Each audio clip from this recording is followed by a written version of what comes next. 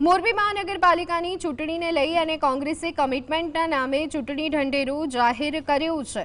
તો મોરબી શહેર પ્રમુખ પુષ્પરાજસિંહ જાડેજાએ મોરબીના કાયાકલ્પ માટે અનેક વચનો આપ્યા હતા, જેમાં તમામ રસ્તાઓ પર 100% LED લાઇટો અને શુદ્ધ પીવાના પાણી માટેના ફિલ્ટરના પ્લાન્ટનું નવીનીકરણનો વાયદો કરાયો છે।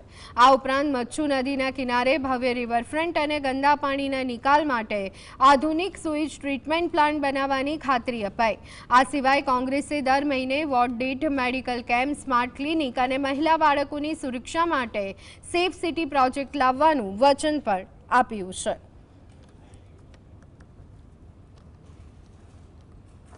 સત્ય, સમાનતા, વિકાસ અને સામાજિક ન્યાય માટે કોંગ્રેસ આવનારા દિવસોમાં દરેક વોર્ડની અંદર દરેક વિસ્તારના સમુદાયના લોકોના કામો કરવા માટે અગ્રેસર છે। આજની તારીખે તમામ ફિલ્ટર પ્લાનો બંધ છે, શુદ્ધ પીવાનું પાણી મળતું નથી।